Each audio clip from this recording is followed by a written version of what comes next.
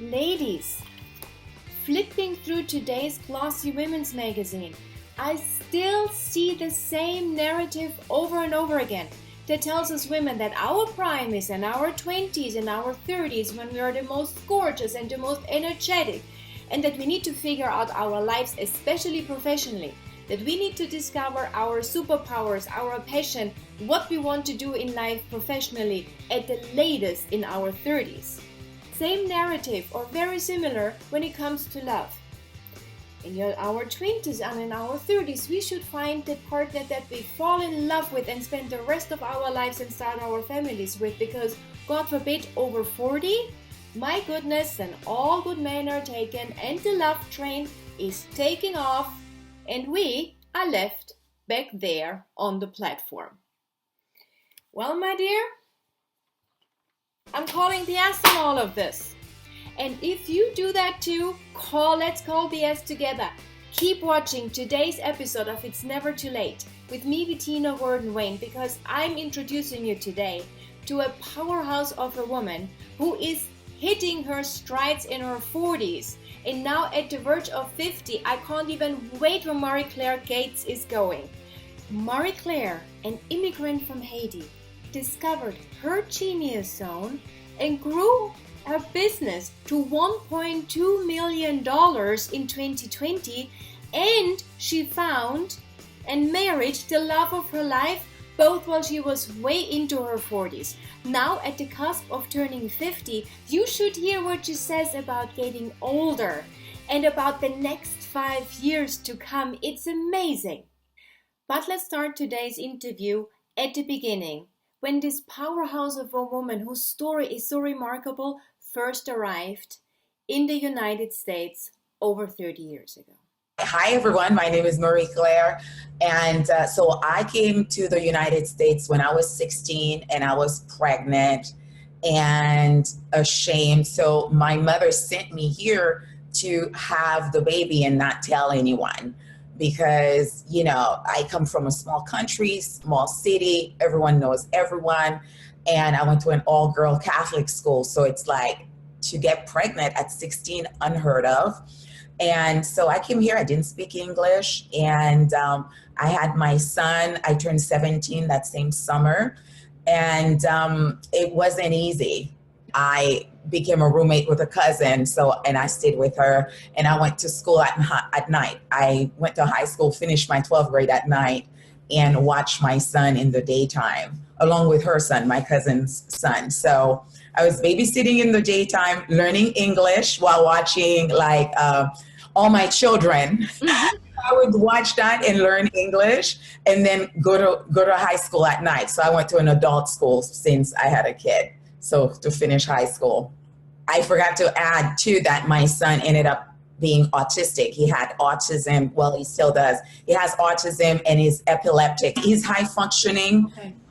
Thank God. And then the seizures, he was having tons of seizures. Like, we were at the hospital all the time. So, I had to take care of him, and that requires so much strength. I don't know where I got it from, but, did it, and he's much better today. So his seizures are way less. So you get maybe 2 a year versus 10 in a month, Wow. Okay. And to take care of myself, I was on welfare. I was on welfare for 2 years. Mm-hmm. I was receiving assistance from the government because, I didn't have a job. I was so young. And I remember when I got the job as a bank teller, I went in to the office to talk to, she was like my social worker, and tell her, I have a job now and I need the assistant. And she was so proud of me. So I was so excited because wow. I was making $13,000 a year. And I was like, oh, this is amazing.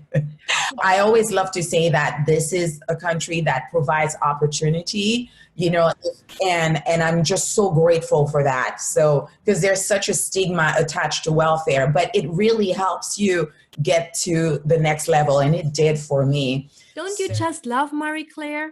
What a beautiful personality she has. And so no wonder within a couple of years, one of her clients at the bank who was a hotel manager, asked if she would like to switch to hospitality, and she did. And she worked in that hotel and made her work the way up from front desk to sales and then eventually to HR, a career she pursued for almost 2 decades.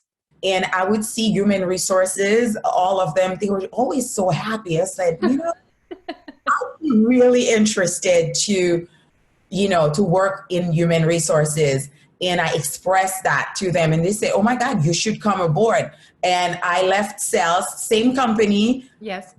Training, became a human resources manager. Meanwhile, I was going to university at night. I went to college at night. So I put myself to school. I was getting my bachelor's, in business management. So I did that for 4 years. So I would leave work at 6, before 6 because I had to be in class at 6. So 6 to 9:30, I went to class Monday to Friday. So I did that. So I ended up in human resources, and that's where I did the bulk of my corporate career that was in HR. And so after almost 20 years in HR and at the cusp of turning 40, Marie-Claire made a decision that completely changed her life. And of course, I asked her, what were the pivotal moments, the realization that led to this magnificent shift that she decided to leave her career behind and start a whole new one just as she was turning 40. My son was sick all the time, and the anxiety that came with, am I going to lose my job? Because I was calling in sick. We're at the hospital. And then working in HR and, writing people up and firing people. And we were a union hotel and there was always disputes. I just felt like my energy was so drained. I wanted something more. I wanted more freedom. When I would go to doctor's appointment, I'd see ladies sitting and having lunch, and it's like, what do they do? Like, it just felt like so much. He's like, oh, it's a Monday and I'm having lunch with my girlfriends. I'm like, I want to be like those women. And I said, I bet they have their own job, or they do something, they have their own business. So freedom was really why I wanted to switch from HR. I wanted to become my own boss. I wanted to do something fun. That was the nudge. Like, I had this deep yearning to just be free, just to call my own hours. And I didn't know what that was going to be. I felt it was going to be in aesthetic or beauty because I was already always interested in beauty. So I thought it was maybe going to be, as a makeup artist, because I did that too on the weekend. Like, I would do people with wedding. So I really tried. And then eventually that led me to skincare because I used to break out all the time and wanted to figure out why I was breaking out. So I ended up going into skincare, and best decision I've ever made. Yeah. So even though she knew it's the best decision, it was the right decision for her, she still encountered that the first few months, even years in that new life that she had created were maybe not the easiest ones, but true to her nature, she took it all in stride and with her really, really awesome sense of humor. I lived on tuna and tap ramen noodles for like a year straight. I was living off of my 401k, and then it's like that ran out and the savings. And I wasn't afraid because I knew, it's like my spirit knew this is where I belong. That's what I was supposed to do. And I also had in mind, I said, I'm going to become my own boss. So when I work for other people, like I work at spas and stuff, I look at how they run their business. Mm-hmm. I said, I'm going to apply that. So the money, it almost didn't matter because I was learning so much. I knew that it was going to be useful for me. And but as an esthetician, you just work on commission. Like, you don't make, in the beginning, you don't make a lucrative amount. So in the beginning, when I worked for other people at spas, we did every treatment, waxing, lash tinting, everything. And I did not care to do all these services. I know I wanted to specialize in acne. So I took some training and I ended up working with a dermatologist. And all of his clients were acne prone clients. I took classes, I became a medical esthetician, and I was so passionate about acne. I learned about diet, the lifestyle, everything. And then by that time I transitioned to where I was working for myself. I opened my studio at my house. So I had a back house. I turned it into a nice, beautiful studio, and I started to see people with acne. And I realized that the skincare I was selling them, because I knew so much about ingredients and how they affect the skin and acne prone skin. And one day, it was in 2012, I said, I think I should just do my own skincare line. That's what I'm supposed to do. I am going to have my own skincare line, and I will be selling my clients my own skincare line because I know what's in it. I know it's going to work for them. I already know what I wanted the ingredients to be. And it took me a year to find a manufacturer and a chemist that would go with the ingredients that I wanted. Eventually, in late 2013, I launched the skincare portion, and I never looked back. The best decision I've ever made. So naturally, I was curious, and I asked MarieClaire, what's the number one reason? Why does she think that she never gave up and stayed her course? What's the number one reason for that? I think I really trust my gut. But, that instinct, I don't take it for granted, because when I don't follow it, usually it doesn't work out. That feeling, like women, yes, they have it. It's intuition. I just knew. I was like, I am going to do it. Like, I knew it was going to work. And I meditate a lot. I do a lot of affirmation meditation. I'm extremely spiritual. And I always believe that everything is working out for me. The universe has my back. I've read a lot of Wayne Dyer book, by the way, Wayne Dyer, Esther Hicks. I really bathe my mind with positivity.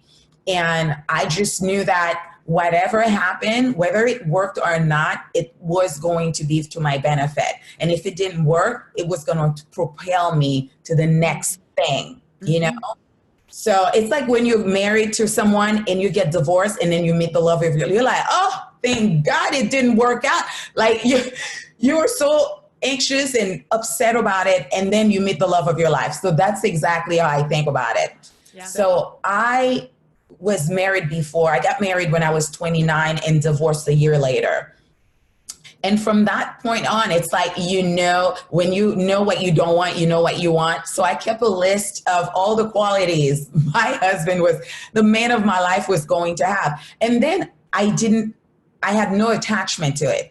And I said, I'm just going to be happily single. I took myself on dates. I took very good care of myself. I traveled. I was truly happy. So I was dating myself. So when my husband came into the picture, seriously, I was so happy. I was like, oh, I hope he's not trying to date me, because I'm just so happy right now. I got a big kick out of that one. Did you too? She just meets the love of her life and hopes he doesn't want to date her. I mean, how funny is that? And at the same token, how perfect is that? Because she knew who she was, and that is really such a big benefit of our age. And she had enough time to fall in love with herself. Again, a big benefit of her age. And we know it's a happy story at the end. Because, of course, he wanted to date her. Duh. Because I attracted the perfect mate. We have pretty much the same mindset. My husband meditates, he journals, and we get along so well. So I really attracted the perfect mate. It's been beautiful. So over the years, MarieClaire took her business where, when she started out, she says, oh my God, I would have been so happy to make $5,000 a month. And now she grew the revenues of her company, Acne Expert Skincare, linked of course in the description below, from $344,000 of revenues in 2019 to a fabulous $1.2 million in revenues in 2020. And for this year, 2021, the sales forecast for each month is 120K. So a huge, huge, huge difference to the ramen noodles that she was living on for the first year. And I asked MarieClaire what she predicts, where will her business be in 5 years from now? I don't make a lot of goals because I feel that whenever we make goals, God laughs. I don't want to cap what the universe has for me, right? Mm-hmm. And my sales were 3 times more what I had projected. What I was going to start out with, it was blown away. So I'm just more in the space of, I want to have more fun, more freedom, because I feel like when you're like in that energy and the energy of receiving and allowing, the miracles, I call them, the synchronicities. It's like the universe is just guiding your path and you're like, oh, here's the next step. So in 5 years, I don't know where I'm going to be, but I know it's going to be somewhere fabulous. I'm going to be happier. Of course, my business is going to grow wildly. And I know it's going to be beautiful because that's the intention. And I know, and I'm letting the universe bring it to me. So now when you look at MarieClaire's life, that started in America, 16, pregnant, no English, by herself. And now she's this super accomplished, almost 50-year-old, gorgeous woman that is so full of life and joy and had a life that is so successful. I, of course, had to ask her, in her opinion, what are the 3 most important personality traits that she brings to the table on a daily basis and that made this transition from here to there possible? Well, I know courage is definitely one of them. Yeah. Courage, my faith, definitely. Courage, faith in never giving up. I am not sure if that's, never giving up, but definitely courage and faith really got me here. So I had the courage to get through it. And in my faith, I always knew I was going to be okay. Always. So I always relied on my faith, that knowing, the belief in the knowing that, I didn't come all the way here for nothing, that it's going to happen. And also too, at that time, people said, God, you're 16 pregnant, the stigma that comes with that. I think the guilt and the shame that I had, really, I used that to my advantage. When you have like, I'm going to show you. I used it to my advantage, and then of course I've let it go now. No more guilt and no more shame. And my dear, if you should be at the cusp of a big birthday, may this be 40, 50s, whatever it is, then listen to what MarieClaire says about being in her 40s. And I'm so there with her. I think the 40s, from my experience, were also the best decade of my life so far. It's extraordinary, the beauty that we can experience as we get more mature and more open and embracing life, even more than we did before. Yes. So in my 40s, I can say by far this has been the best decade of my life. From 40 to now, my life has been just so beautiful because everything just worked perfectly. You have more wisdom, more confidence. You know what you want. I love getting older. I actually look better in my 40s than I did in my 20s. I think I love myself more. It's like when you're younger, you criticize everything. And then you realize you're beautiful. I love my smile. I love my lips. I love my eyes. I love my... Look, I used to have lots of hair. Now I have no hair at all. You get to see my face. I think I have more confidence getting older. And I also take very good care of myself. I work out, I eat well. Health is very, very important to me. So I want to age well and be here and have a quality life and lead a quality life. So I really take care of myself. So I think taking care of yourself is definitely a priority. I don't mind getting older at all. In fact, I love it. In fact, I love it. I welcome it because I am so much more wiser now. I have more patience. I'm kinder. I'm more loving. My faith is even bigger. I love it. That comes with age. It really does. I truly can't wait to see what MarieClaires is going to create in their 50s. I mean, only the sky is the limit for this woman. I hope you found tons of inspiration in this interview.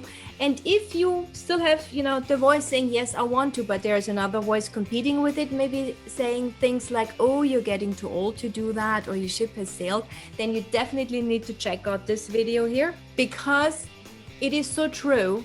Age is not just a number, and you need to know what you think about yourself, because true ageism is an inside job, my dear. So check it out, and I'll see you next week.